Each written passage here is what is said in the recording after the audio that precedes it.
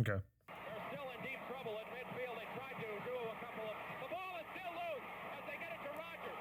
They give it back now to the 30. They're down to the 20. Oh, the band is out on the field. He's going to go into the end zone. He's going into the end zone. I get asked all the time why I watch sports. And to tell you the truth, the thrill of competition comes down to two very simple things: the euphoria of victory and the agony of defeat.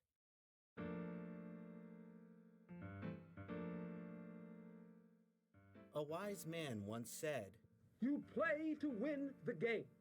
a quotation so blunt that many may find it humorous.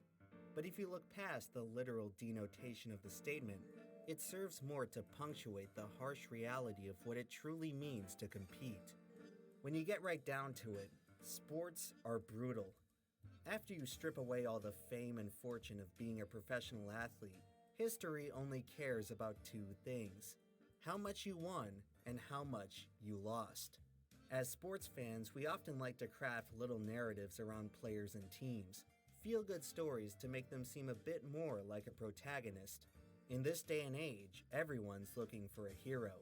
And unfortunately, this is the point where sports deviates from fiction. Because at the end of the day, when all the chips are down, it doesn't matter how much you tried, how far you came, or how well you treated everyone else. All will be forgotten if you fail to win. And unfortunately for our heroes, there's just not a lot of winning to go around. The vast majority of competitors are doomed to retire as nothing more than forgotten losers. That's... Bro! Oh my god. Forgotten losers. As it turns Insane. out, there are many ways to lose in sports. My god. Some more spectacular than others. You can throw a game on purpose, get cheated out of a win by the refs, or get blown out so badly that it makes everyone question what game you were even playing.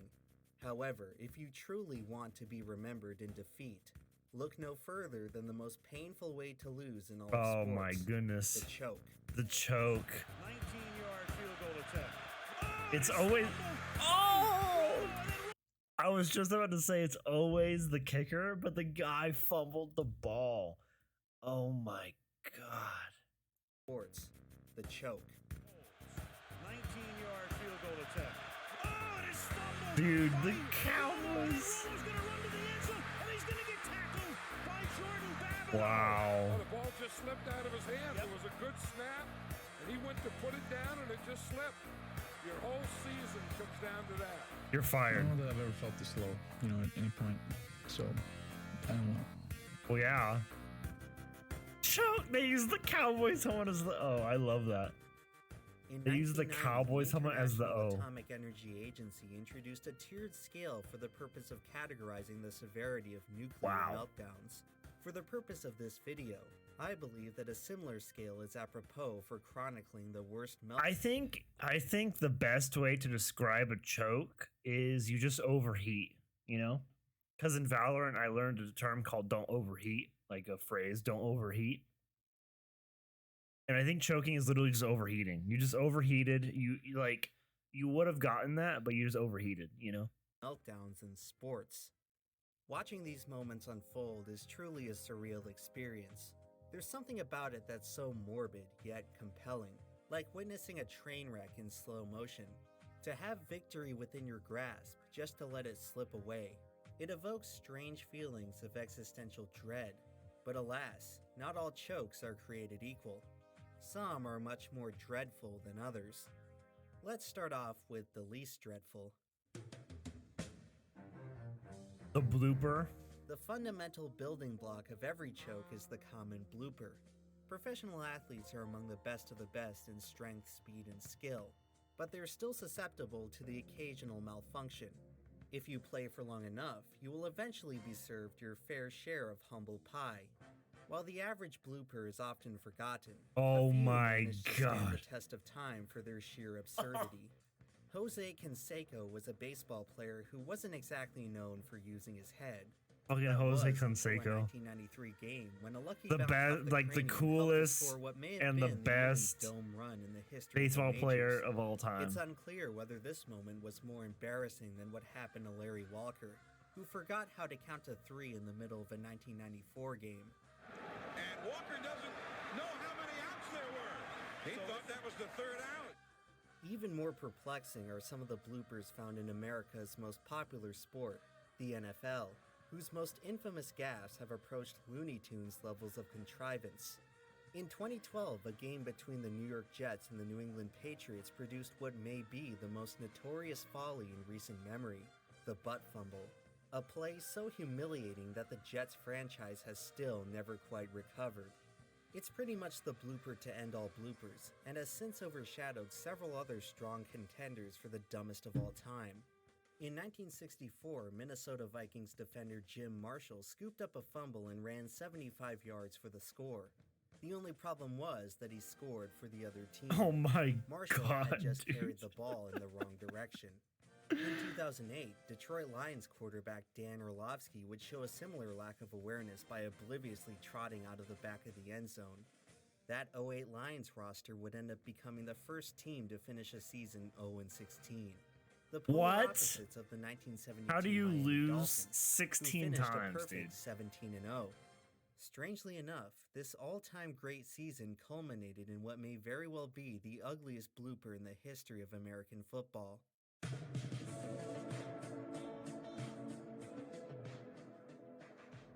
With 2 minutes to go in the Super Bowl, kicker Wow, Gary look at that Yepremian was specimen. sent out to ice the game with a long field goal.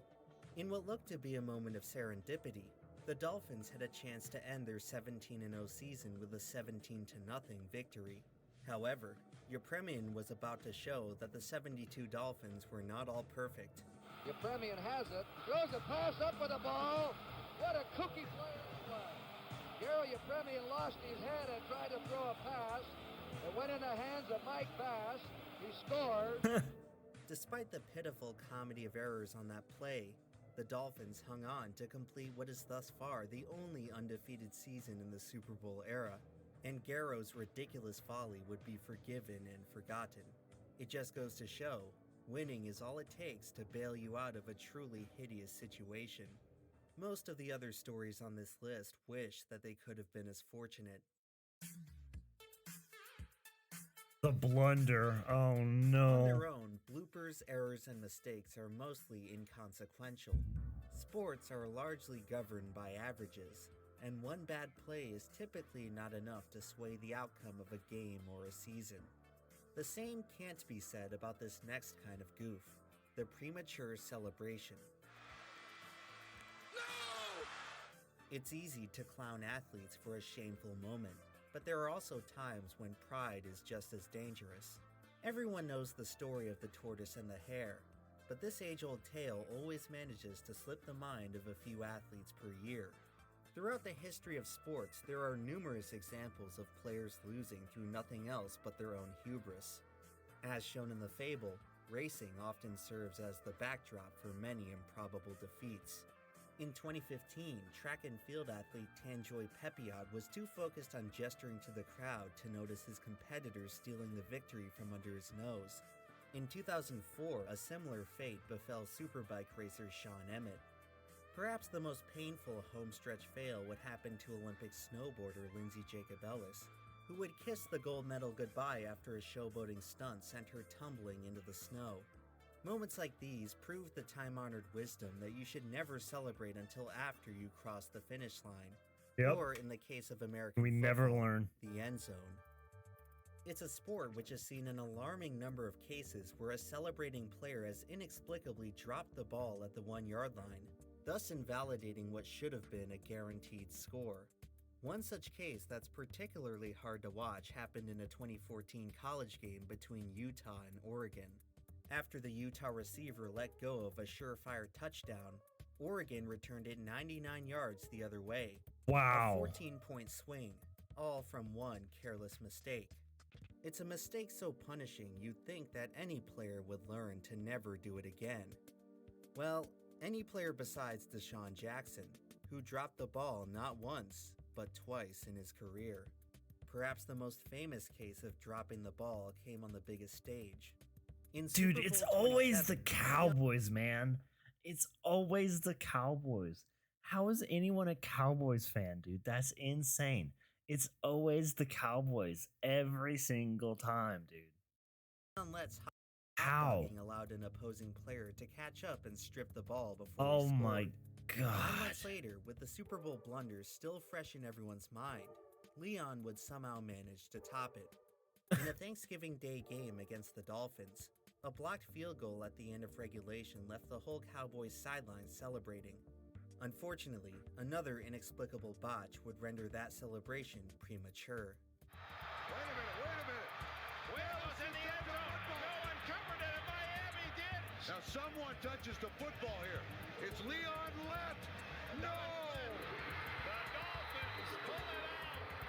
16-14. How is it always the Cowboys, dude? It's safe to say always the that after Cowboys. this, both Leon and the Cowboys Jesus. were reminded of the most fundamental law in competition. It ain't over till it's over. Sports can be truly chaotic, and there is very little that can be confidently excluded from the possible range of outcomes. As someone who spends a lot of time watching a losing team, I often find myself imagining a hypothetical list of events that would have to occur for them to actually win. The more they're getting beat, the more preposterous that list becomes. But would that imaginary comeback be impossible or just improbable? In other words, at what point does a deficit become truly insurmountable? We may never know for sure how big of a lead is safe, but we do know which ones are not. The oddity? On April 21st, Oddity? 2012, the Boston Red Sox Never got heard out of that to a word before, 9-0 oddity. lead against their arch rivals, the New York Yankees. Just 3 innings later, the Yankees had scored 15 straight runs, flipping the script on What does oddity mean?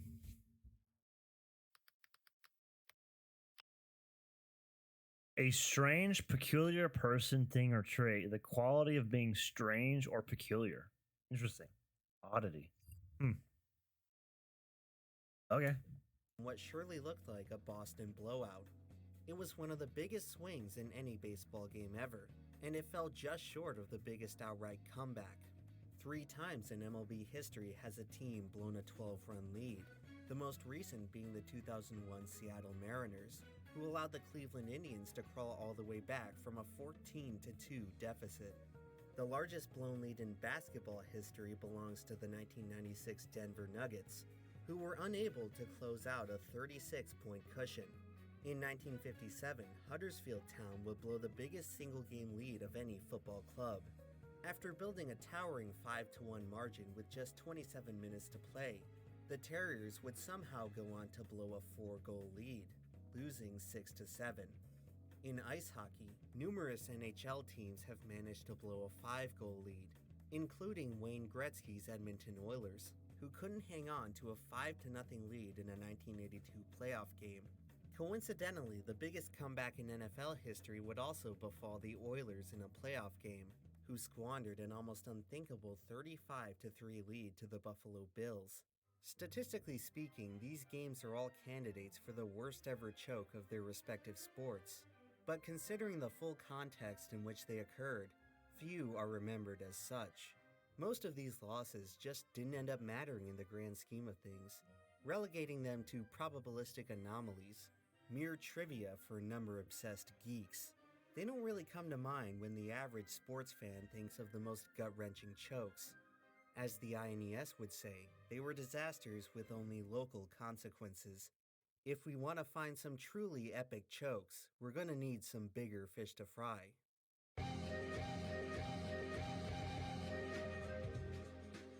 It's fairly agreed upon in sports jargon that the term choke describes when a team or player has exhausted a massive advantage. In most circumstances, it refers to an advantage that has been built up over the course of a game. However, in a few cases, that advantage is in play long before the game even starts. In every sports league, you're bound to run into mismatches, where one competitor is heavily favored over the other. While nobody wants to blow a huge lead, it can sometimes prove just as humiliating to lose to an opponent you're expected to dominate.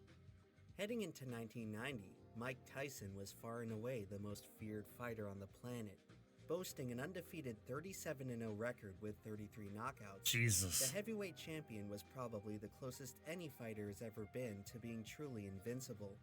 Fans were anticipating him to make quick work of 42-1 longshot Buster Douglas, but to everyone's shock, the mostly unknown underdog would hand Iron Mike the first loss of his career, in what is widely considered to be the biggest upset in boxing history.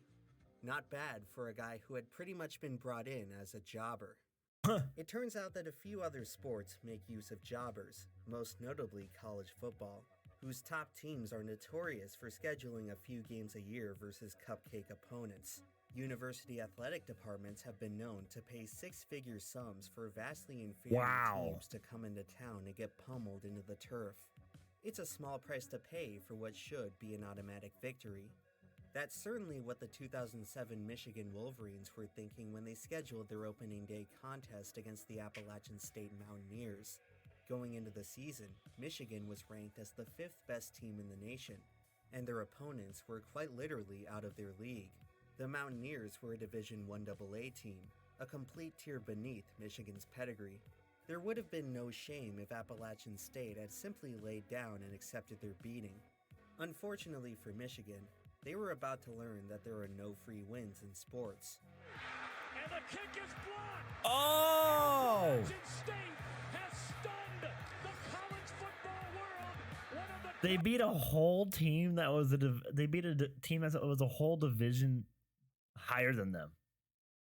That's insane, dude. best upsets in sports history. College sports provide ample opportunities for the classic Cinderella story, a term most frequently used during March Madness. In Division I basketball, the season champion is decided by a 64-team single-elimination tournament. The early rounds of the tournament are a breeding ground for memorable upsets, as the top teams in the country face off against others who are just happy to be there. Every few years or so, a powerhouse team would get bounced from the tournament by some school you couldn't even find on a map.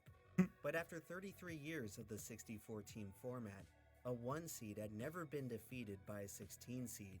That was until 2018, when the 31-2 Virginia Cavaliers faced off against the UMBC Retrievers. In what may very well have been the most shocking upset in the history of college sports, Virginia didn't just lose, but got blown out by 20 points.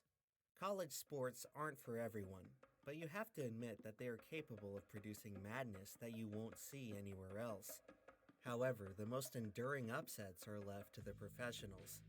The 2007 New England Patriots are considered by some to be the greatest NFL team ever assembled. They set all kinds of records and were on track for a perfect season to surpass the 72 Dolphins. After cruising to the Super Bowl, they faced off against the paltry New York Giants, a team that hadn't even won their division. Oh my God. After leading for most of the game, the Patriots were just 2 minutes away from capping off the greatest season in NFL history. But hey, those pesky Giants somehow, someway, could not be stopped. And the mighty Patriots had to settle for 18-1. Brutal. Every year, the Super Bowl is the most watched broadcast in America, but its viewership pales in comparison to the World Cup, Yeah. which consistently attracts an audience of billions. The largest in-person audience... It's insane how much popular soccer is compared to football. It's insane. For any World Cup game was estimated to be 220,000 for the 1950 final in Rio de Janeiro, an audience that would go on to witness one of the most brutal defeats in the history of sports. That year, the Brazilian men's national team looked unstoppable. They had smoked their past two opponents by a combined score of 13-2, and had only Uruguay standing in the way of their first World Cup. The Brazilians were so confident in their victory that they had politicians delivering congratulatory speeches before the game even started. Due to the unusual round-robin format of that year's tournament, Brazil could draw the game and still win the cup. It seems simple enough. You have all the momentum in the world. You are far and away the better team. All you have to do is not lose in your home stadium, and you're the world champions.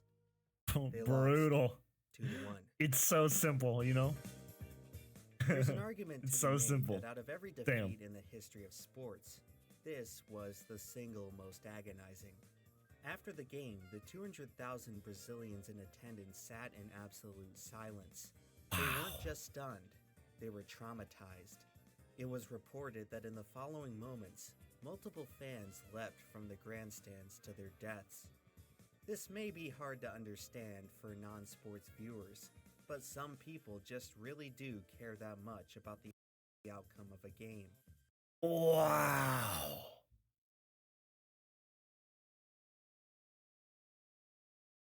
That's insane, dude. I mean, that's crazy. Brazilians are wild, dude.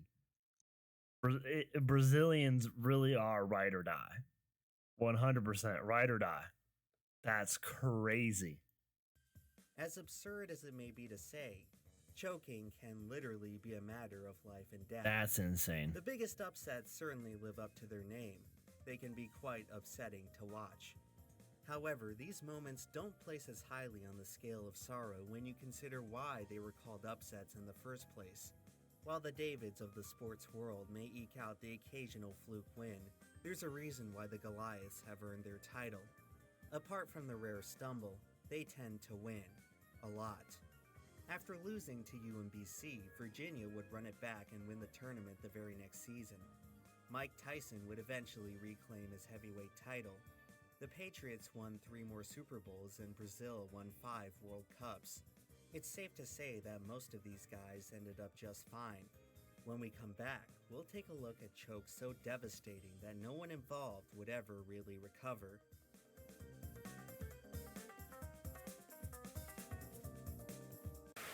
Do you realize what could have happened if I hadn't sensed the pit in time? Avatar is so good. You could have choked. Vote post. Entirely for no charge. There. The Nightmare? Oh no. Chris Webber had a solid NBA career, but most people only remember him for one costly mistake that he made in college. They have no timeouts remaining. Oh, he caused it too many timeouts. That's a technical foul. He called a timeout. Michigan doesn't have any. Down by 2 in the final seconds of the championship game, Webber got caught in a bind and attempted to reset the situation by calling timeout. The only problem was that his team was out of timeouts, resulting in a technical foul that immediately ended their chances of victory. Wow. It seemed that no matter how much Chris Webber accomplished in the rest of his basketball career, he could never overcome the stigma of this one miscue. Brutal. A similar fate would befall NFL tight end Jackie Smith. In the 1970s, he was one of the best players at his position. During the 78 season, he was called out of retirement to play for a Dallas Cowboys team with championship Bro, it's aspirations. always the Dallas That Cowboys. team did end up making it to the Super Bowl. It's always the Down by a Dallas score Cowboys. late, quarterback It's Roger always Staubach the targeted Dallas a wide-open Cowboys, Smith dude. in the end zone, who proceeded to drop the Like game-tying touchdown. oh my god. He's got to be the sickest man in America. Dallas was forced to settle for a field goal, and that 4-point swing wound up being the difference in the game. Smith's Jesus. pivotal blunder caused him to be single-handedly blamed for the defeat. Today, this lone moment is pretty much all he's known for. Across his Hall of Fame career, Jackie Smith caught 480 passes, but he is forever doomed to be remembered for the one he dropped. Dude. It can seem rather unjust how much one mistake can ruin someone's legacy. In the 1994 World Cup, Roberto Baggio was the breakout star of the whole tournament, helping to carry the Italians to the finals. But after the game went to penalties when the team needed him most, he sailed his lone opportunity over the crossbar. The miss would haunt Bro, Baggio for years. that's like was what I would do if I played soccer. remembered today as one of the best players to never That's win a World crazy. Cup. In association football, the striker is often the most revered position on the field. The same can't be said for their American counterparts. Place In kicker. the NFL, the kicker is one of the most thankless roles that anyone can fill. We're talking about our idiot kicker. Do your job well and no one bats an eye, but screw up Yep. just once and you will be ridiculed until It's the like cops you come. have one job, homie. Like, yeah, it's thankless, but you have literally one job. You have one job and you make so much money, dude. You have one job and it's so easy and you make so much money, dog. And there's not even any chances of CTE either. Like kickers don't get tackled. Kickers don't get tackled at all, dude. You look at a kicker, but like compared to any other player, and they're like a third of the size of everyone else. You know, they're so small, and they're like barely wearing any armor, like or padding at all, anyways. You know, and so it's like it's thankless, but yeah, because you're basically getting money for free, dude. All you need to do is kick a ball straight. You know, like, homie, come on. Come home. In recent history, two of the cruelest misses that It's can like one of the happen- easy. It's like one of those jobs that it's like it's so straightforward that you shouldn't fail. It's like just practice kicking. Like that's all you need to do is just practice kicking. Like that's all you need to do. You need to. It's like not. It's not even like stressful either. Like people aren't running at you while you're kicking the ball. It's like everyone's waiting for you to kick it. Like you're the guy who's like you have all the time in the world on your hands, dude. Just kick the ball. It's like or Blair insane. Walsh's chip shot shank and Cody Parkey's double doink. However, the distinction for the costliest miss in NFL history has to go to one of two incidents from the 90s. Across more than a half century, 4 Super Bowls have been decided by a last-second field goal. Jesus. 3 were made, and 1 was missed.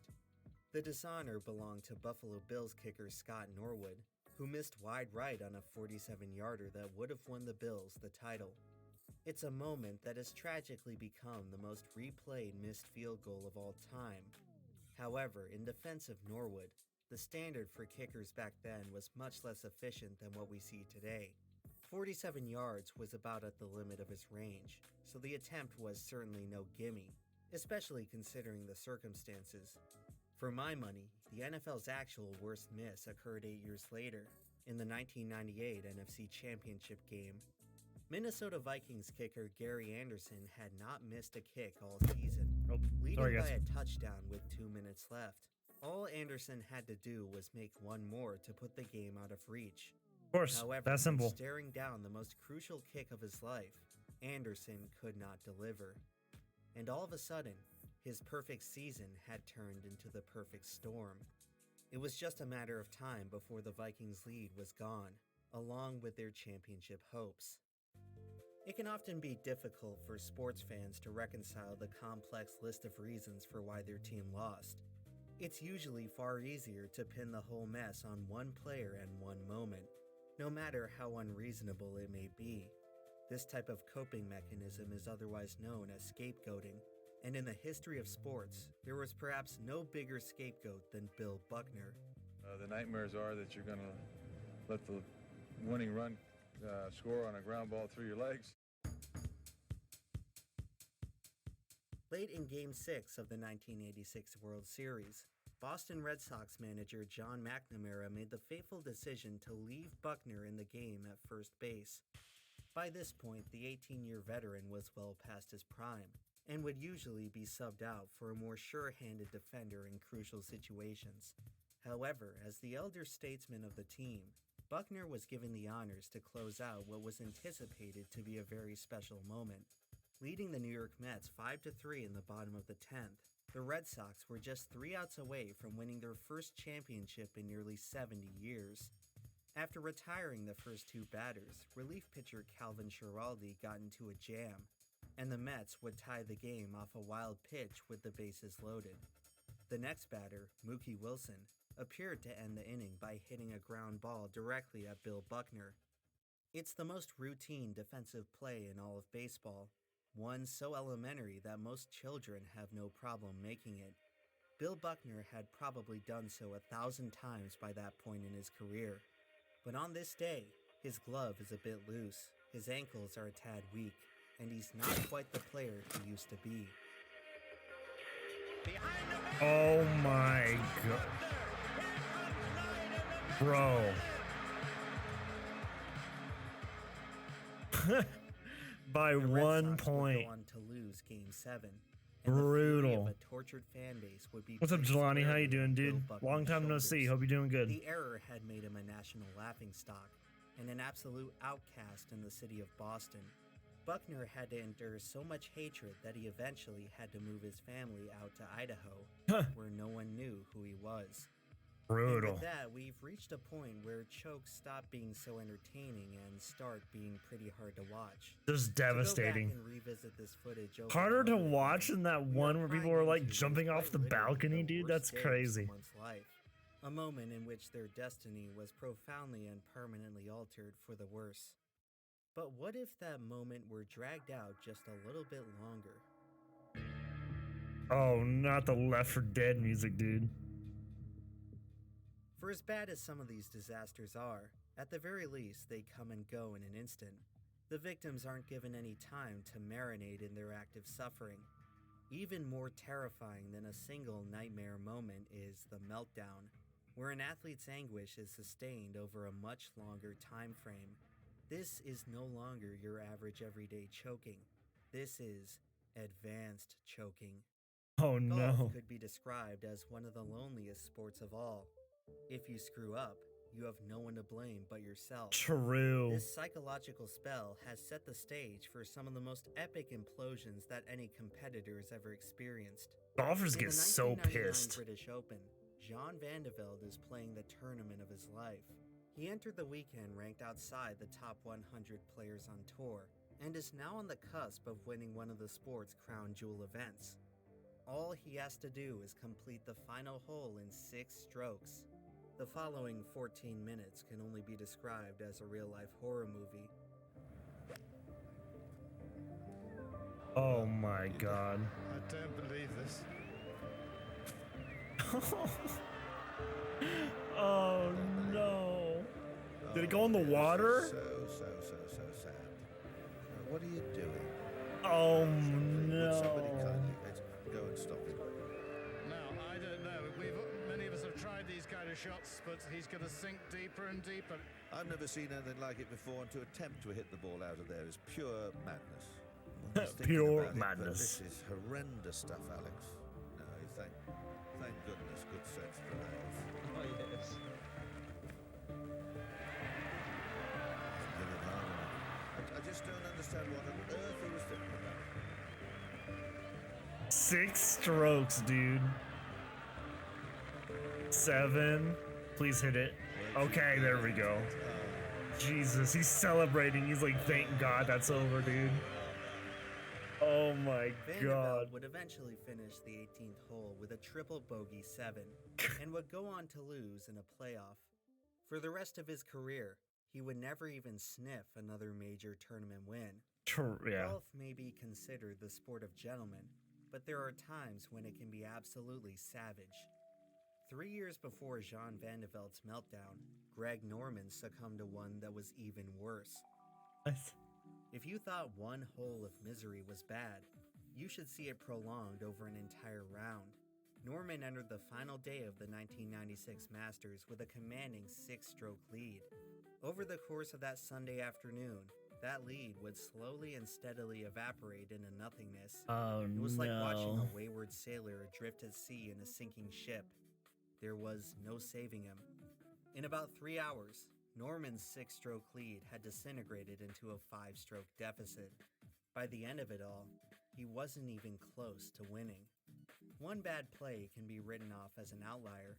Several in a row can be chalked up to some bad luck. But to suddenly lose your God-given abilities for an entire game... He fell just down. to My start man believing my in man coaches. fell down. One fan base very familiar with My man coaches is that of collapsed. the Chicago Cubs, who by 2003 had experienced nearly a century of futility. In that season's NLCS, they finally looked on track to reverse their fortunes. After shutting out the Florida Marlins for the first 7 innings of Game 6, the Cubs were just 5 outs away from a long-awaited return to the World Series. But after Cubs fan Steve Bartman crossed paths with a chance foul ball, it was as if fate itself had flipped a switch. The Cubs, who had controlled the entire game to that point, had just been transported to the inning from hell. Into left field, a base hit by Rodriguez. Pierre scores to make it a 3-1 ball game. Ground ball in the hole is short. And bobbled by Gonzalez, and everybody's safe. Hammered down the left field line, and the game will be tied up. In the air, right field. The throw will come to the plate, and the Marlins have taken a 4-3 lead. across center field. 3 runs are going to score on a double by Mordecai. And this crowd at Wrigley Field stunned in disbelief. Everybody's pissed. Baseball is one of the only sports with no time limit, meaning that the potential for suffering is theoretically infinite. After watching their victory disappear before their eyes, Cubs fans must have been wondering if the torment would ever end. It turned out that the old curse was there to stay for just a bit longer. At the turn of the 21st century, the only other baseball team as misfortunate as the Cubs were our old friends, the Red Sox. Not only did they have a generational championship drought of their own, they had to sit and watch as their bitter rivals became the most successful franchise in all of sports. Throughout the 20th century, the Red Sox had almost too many heartbreaks to count, with one of the absolute worst taking place in the 1978 season. On the morning of July 20th, the Red Sox led the American League standings by a staggering 14-game margin over the Yankees. By September, Boston's lead had dwindled to just 4 games, just as they were slated to face the Yankees in a 4-game series. The Red Sox ended up getting swept so badly that the performance went on to be known as the Boston Massacre. Just like that, the 14-game lead had vanished, and the Yankees had tied them in the standings. After squandering the entire advantage they once had, the Red Sox were given one last opportunity to right the ship, a regular season tiebreaker in their home stadium, with the winner advancing to the postseason. However, any chance of redemption would soon be foiled when Bucky Dent, a player who'd only hit 4 home runs that entire season, blasted a 3-run shot that ended up winning the game for the Yankees. Boston was once again left in the dust, and would have to watch their nemesis win yet another championship. Late season collapses are probably the most long-form meltdowns in all of sports, but in a season as long as baseball's, they're not unprecedented. If you want to know the absolute nastiest chokes that sports have to offer, you will find them in an exclusive collection of moments that were truly one of a kind.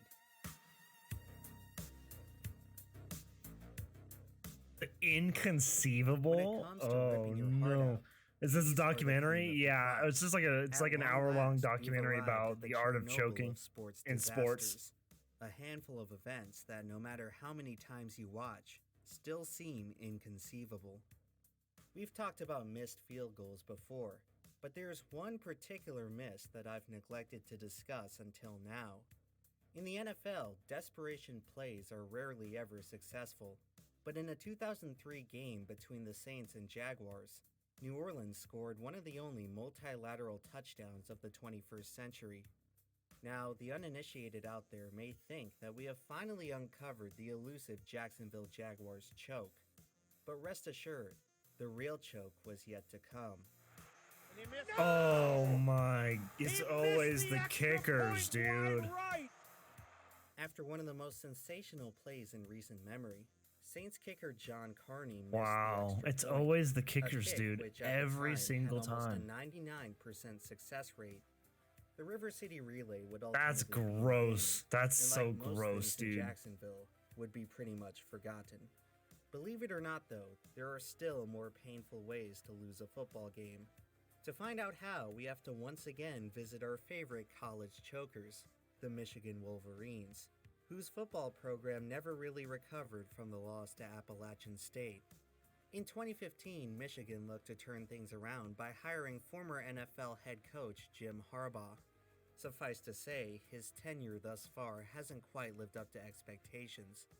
We could have seen it coming had we paid attention to a particular omen from his first season in charge. With just 10 seconds left, the Wolverines have a 2-point lead against rival Michigan State. All they have to do to win is run one successful punt. Oh my god! Bro, come on! How? Well, I think this guy's expression says it all. But for as frustrating as this was to watch, there is still one loss in the history of American football that is even more inexcusable. On November 19th, 1978, The New York Giants are leading the Philadelphia Eagles 17-12 with just 30 seconds to play. The Giants have the ball, and the Eagles have no timeouts. Theoretically, losing from this position should be impossible, but for some godforsaken reason, the Giants are. I'm not into any any sports actually. Funnily enough, their demise would come. I don't follow any entirely from the sports, NFL's but I can weird watch it a problem little bit. kneeling, and not the kind you're probably. If I would have to pick one, probably soccer's my In the favorite. modern-day game, it But is I don't watch customary soccer, for keep up teams with to it at all. close out their final possession in victory formation, where the quarterback simply touches his knee to the ground and runs out the rest of the clock. But back in the day, many people in the league took issue to intentionally downing the ball, going so far as to call it unsportsmanlike. Because of this, the foolproof strategy was sometimes disregarded in favor of a more conventional play. All quarterback Joe Pisarcik had to do was drop to the ground and the Giants What is his were home name? free. However, What is his offensive name? coordinator- Hold on. What?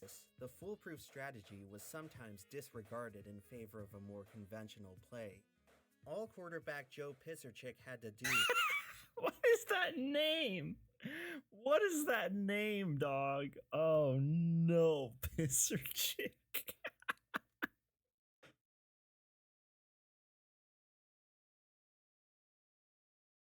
What is that name? What is that name, dog? Was dropped to the ground and the Giants were home free. However, offensive coordinator Bob Gibson insisted on running a handoff.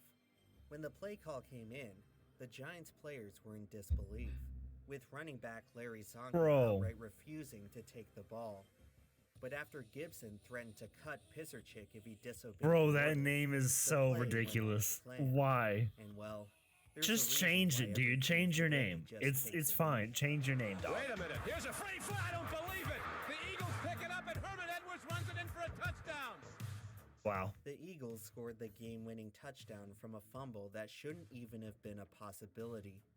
Giants fans were so irate that many ended up throwing the next game's tickets into a bonfire. Wow. Bob Gibson was axed the next morning. I mean, they could have just Never sold it, but hired okay. to coach at any level of football ever again. Perhaps the most fitting thing of all was the player who scored that touchdown.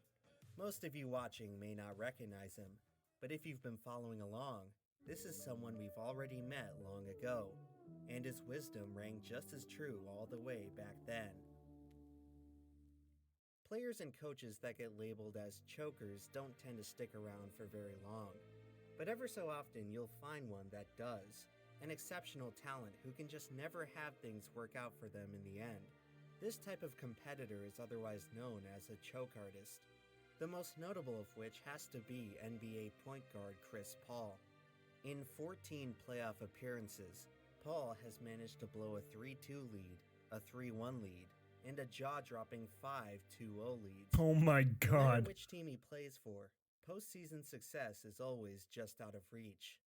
One of those teams was the 2018 Houston Rockets, who finished the regular season at the top of the Western Conference standings, ahead of the formidable Golden State Warriors.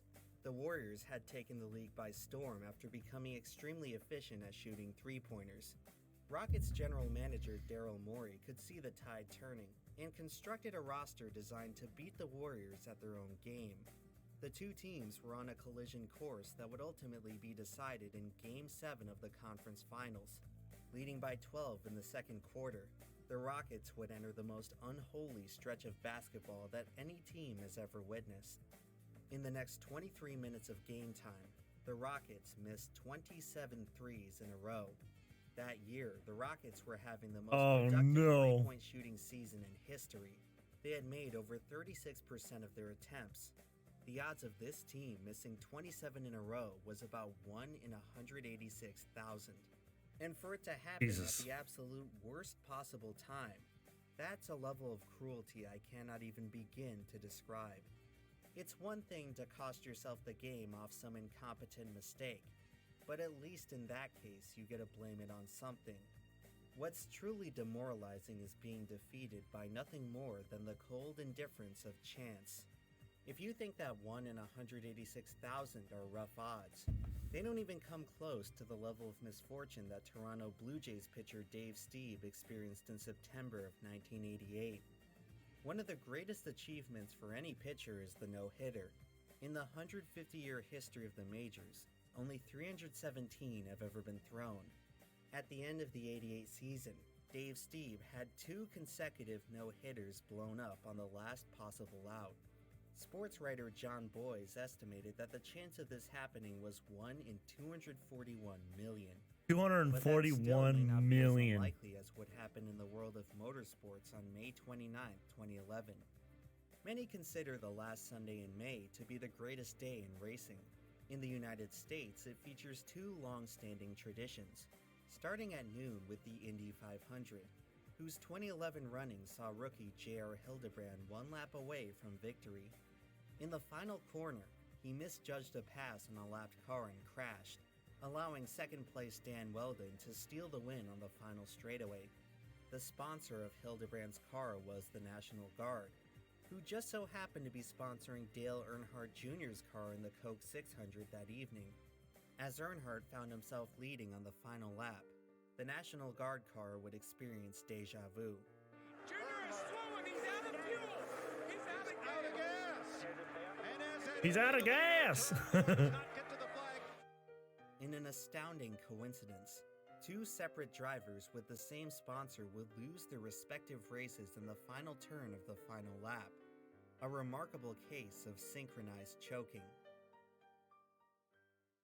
Can choking really manifest itself on a macroscopic level? If so, the best evidence of it happening would have to be the wildest time in the history of American sports, 2016, otherwise known as the Year of the Choke. It started in the NBA Western Conference Finals, where the Oklahoma City Thunder blew a 3-1 series lead to the Golden State Warriors. After advancing to the finals, the Warriors proceeded to blow a 3-1 lead against the Cleveland Cavaliers. 5 months later in the World Series, the Cleveland Indians blew a 3-1 lead to the Chicago Cubs, who finally ended their century-long championship drought. 2 championship collapses in the same sports season was almost unprecedented, but the worst was still yet to come. 3 months after the World Series, the Atlanta Falcons orchestrated the worst choke in Super Bowl history, blowing a 28-3 lead to the New England Patriots. In a span of just 8 months, all 3 major American sports saw their champions crowned through the ashes of historic chokes. A feat that will probably never happen again. Of course, I would be remiss if I didn't mention a certain other choke that happened in the United States at around the same time, in what has very much become our country's new most popular sport. But out of the prior 3, the Falcons choke has to be the most iconic. However, I personally consider the Warriors choke to be the most historically fascinating. That season, the Warriors broke a record that few thought was possible. Their 73 regular season wins were the most in NBA Your birthday today? Happy birthday, bro. history, and we would probably Happy look birthday, back dude. on It's them my as the birthday greatest in team ever if 28 they hadn't days. choked in the finals. Their defeat completed one of the strangest statistical oddities in all of sports. Combined with 73 to 9? 96 Red Wings, the 01 Mariners, and the 07 Patriots. The best regular season team from each of the Big Four U.S. sports leagues has failed to win the championship. The Warriors have had no shortage of winning since, but that missing ring still looms as a big blemish on an otherwise dominant dynasty. In sports, blowing a 3-1 lead is pretty uncommon. Blowing an 8-1 lead sounds almost unfathomable. The competitive yacht racing championship features a best Yacht of racing, 7 dude? teams. That's white people shit right there. Yacht racing? Okay. Series. In Okay. the 2013 For sure. running, Team New Zealand led Team USA 8 races to 1. Needing only a single victory in the next 8 to clinch the title, New Zealand would go on to lose each and every one. Brutal. In terms of sheer magnitude, no other choke in sports even comes close. But if you're asking me about Will I the stream on my absolute birthday? greatest Probably. choke of all I usually time, do. there is one other that tops it. While an 8-1 choke is truly mind-blowing, I still prefer Yeah, the usually I don't do simple anything elegance on my of the birthday, 3-0 like the actual choke, day. the fabled reverse sweep. Everyone knows Reverse baseball sweep? as one Yeah. of those sports that's so old. Pretty much any feat you can imagine That happens a lot in fighting games where you get 3-0'd and then you come back, you know? has already been done long ago. But as of the 2004 season, no team had ever come back from a 3-0 series deficit. 2004 marked year 86 of misery for the Boston Red Sox, who looked to once again have their hopes and dreams shattered by the New York Yankees. There had been Red Sox fans who lived and died without ever once seeing their beloved team win it all. All they had ever known was nonstop heartbreak, countless opportunities utterly wasted. By this point, the outcome seemed like a foregone conclusion. The Red Sox are getting crushed again. Their last sliver of hope relies on doing something that had never been done before in the history of their sport. It all comes down to this: the Boston Red Sox versus the rest of time.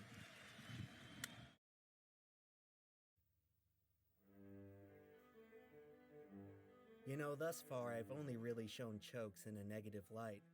I've described them as brutal, cruel, and agonizing. But very rarely you'll encounter those ethereal moments when a choke is actually quite beautiful, where all the broken pieces just manage to fit together in the most perfect way. It's like poetry in motion, a surreal window into someplace else, where great things really can happen. The truth is that outside of the sports world, most of us are losers. It can That's what it's called, a comeback. Comeback. seem like whatever success we Don't call it a comeback. always manages to slip away. Never over till it's over. In a society that seems to value winning above all else, it's a tough pill to swallow. Losing is as undesirable as it is universal. It's hard to find a feeling more relatable. No matter how good you are, everyone has You to will lose always eventually. fail. In sports, it's easy to get caught up in the ruthless pursuit of glory. At times, it can feel downright nihilistic. Perhaps the reason we find chokes so compelling is that they're the closest winners and losers ever get to each other. They remind us that not even the greatest winners can outrun the inevitability of defeat. It's the reason we watch and the reason we play. If the woeful Red Sox could come back against the mighty Yankees, who knows what else is possible?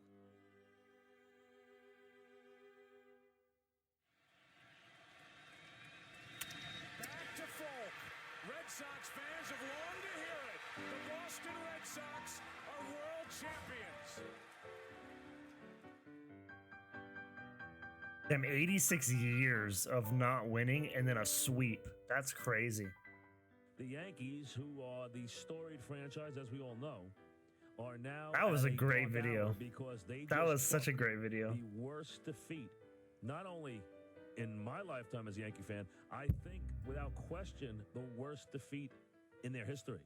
Now, whenever you see a team go down 3-0 in any sport, they will put up In a any graphic sport. on television which will say 2004 Red Sox down 3-0 beat New York Yankees. This is now Wow. part of sports history. That's amazing, dude. God, EmpLemon is so fucking good.